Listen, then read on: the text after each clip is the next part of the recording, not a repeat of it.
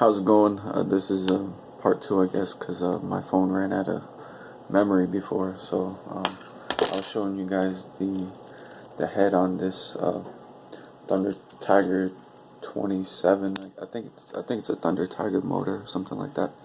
And this is a .27 motor, and I was showing you guys how this is bigger than the .21 that I'm currently running on this motor right here. So what I was gonna do is I was gonna take this cylinder head off with everybody, so I can show you what's going on. And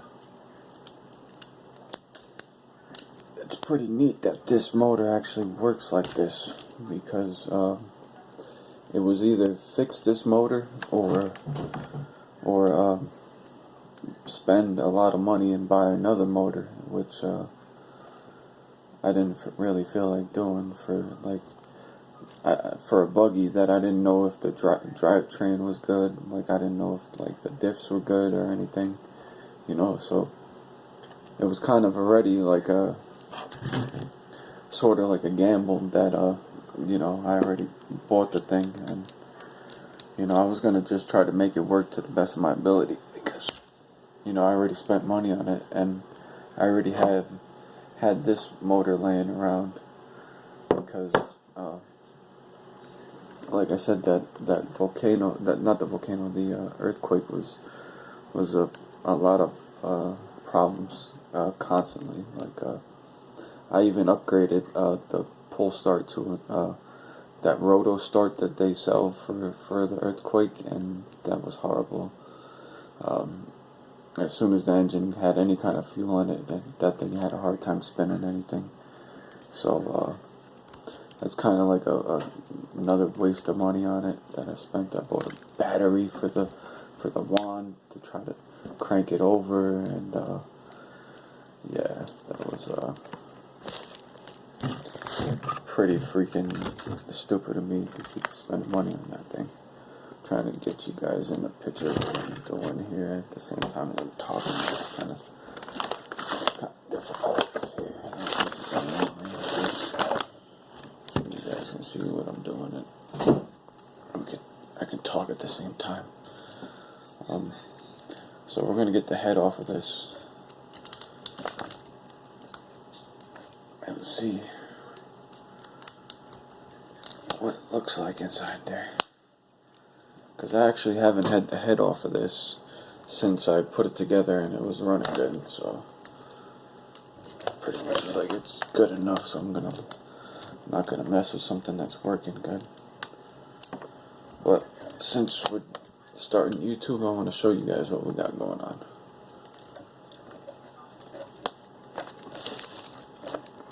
What I got going on over here? One of these is not out.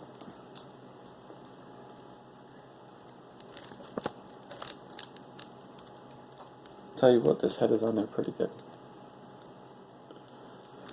and I just think it's cool. I want to share this stuff with you guys, like because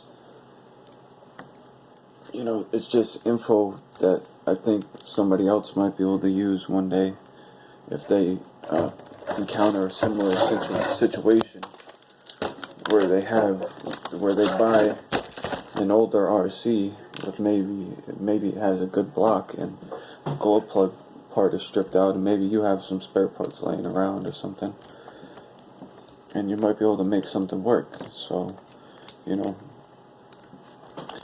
and as far as like telling you guys about the double A's and stuff, it's like I'm telling you guys this stuff because I don't want you to make the same mistakes I did.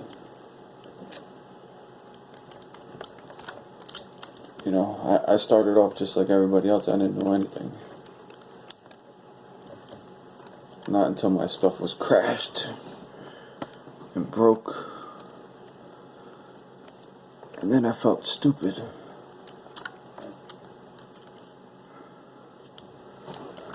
What I got going on here.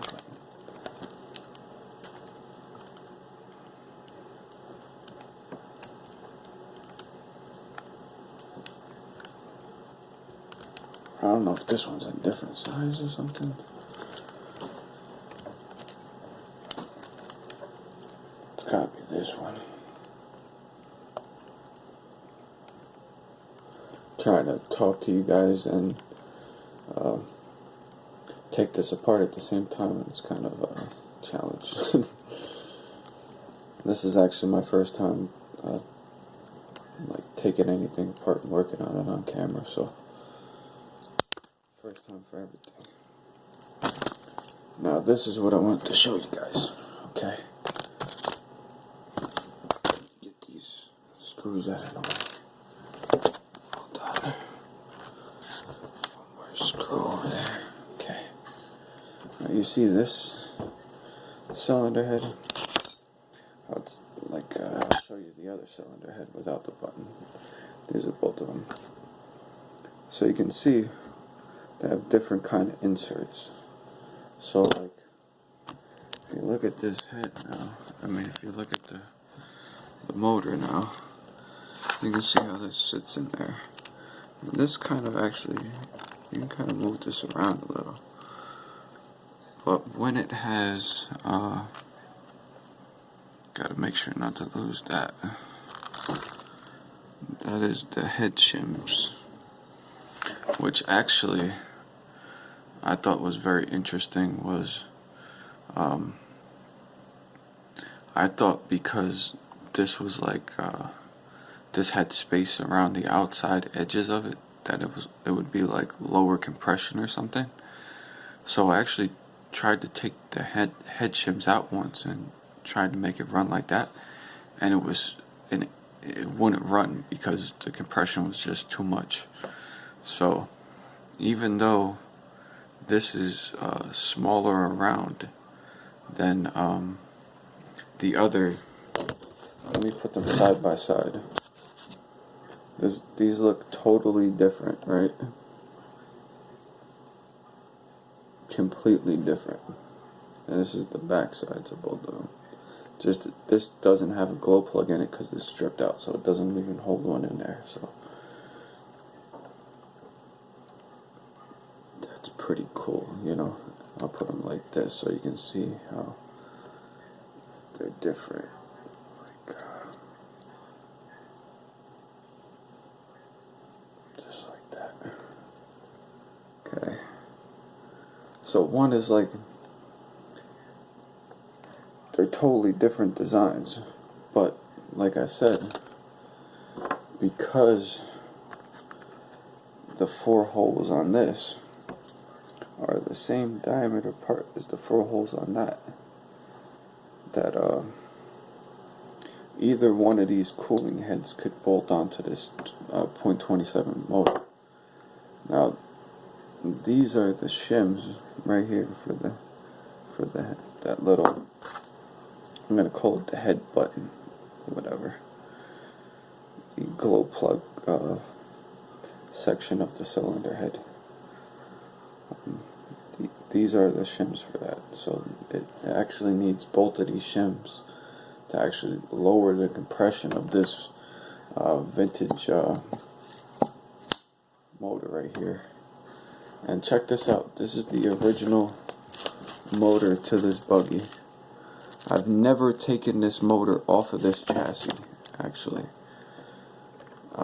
One time I had to change the clutch bearings because the bearings went out in the clutch, and instead of taking the motor out, I took the gas tank out and I unbolted the this mechanism right here for the this blue area here is like has the brake mechanism and stuff underneath it. I just loosened that up and I was able to push the spur gear off to the side because it's on there with like it's on there with these 4 screws right here.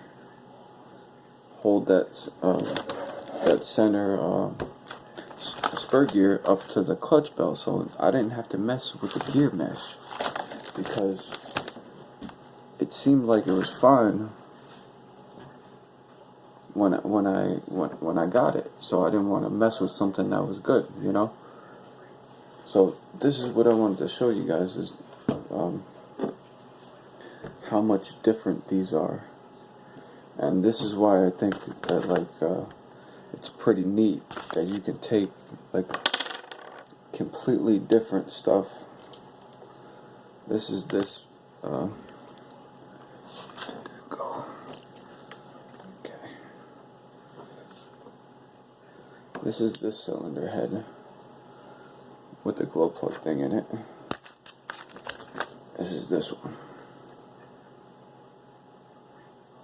But because the 4 holes are the same, it works. Now this is the .21 C Red Cat earthquake motor, and here goes the head button right in there. Fits right in there. I don't want to force it in because I got some kind of dirt on there. I don't want to scratch nothing up. Mess nothing up because this block is probably still good because, you know, it ain't got much use on it, that's for sure. It was a Red Cat, so I mean, there's nothing wrong with Red Cat, but that earthquake, I wouldn't get one because I'm not gonna sit here and lie to you, try to sell you stuff. The earthquake has problems, you know. I'll tell you exactly what one of the problems with the earthquake is, because I figured it out when I put this carburetor onto this buggy. Is this fuel nipple here on the earthquake, it's made of plastic, and it has like, it looks like plastic washers on the ends of it, but it's like molded into this nipple. This nipple is like it's like molded into that, okay? And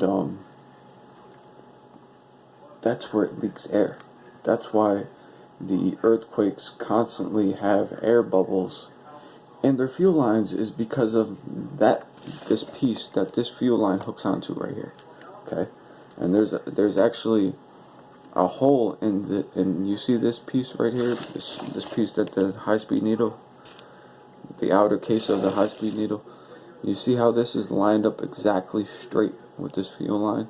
Because there's a hole, and there's a hole in this actual piece that the fuel line hooks onto, and there's an outlet hole on this high-speed needle, and if you don't have them lined up, this doesn't have like a channel that it can like flow around and still go into the hole.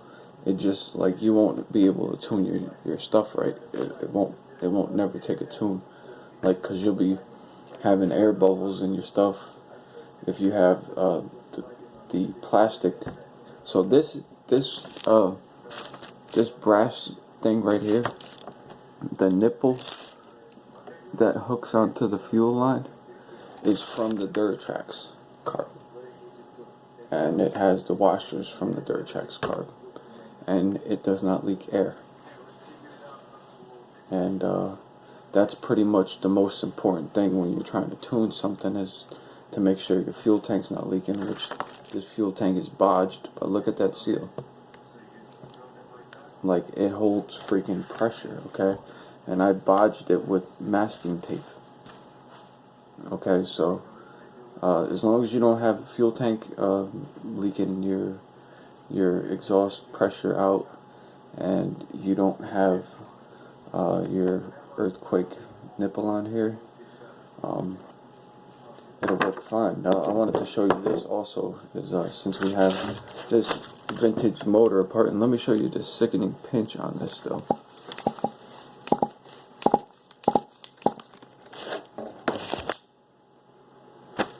That thing is got some nice pinch to it still. So I wanted to show you this.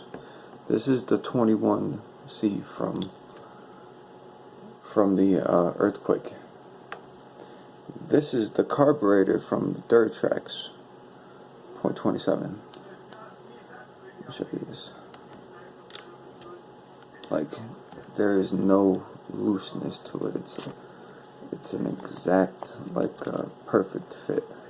Okay, like, doesn't get any better than that. So the earthquake card fits right on there, and vice versa. So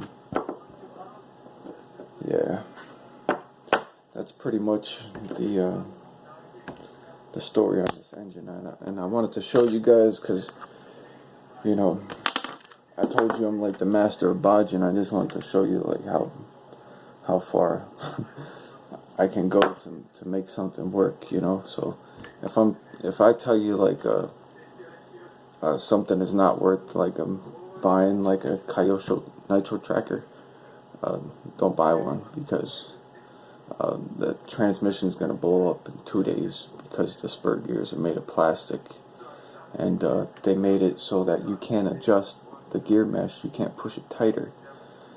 So yeah, it's gonna break no matter what. I drove mine up and down a driveway for 2 days, and it blew that 2-speed right up. So, and at the time I bought it, I couldn't get spare parts for it. So it was like, oh yeah, $350 paperweight. Now I feel like I got my earthquake number 2.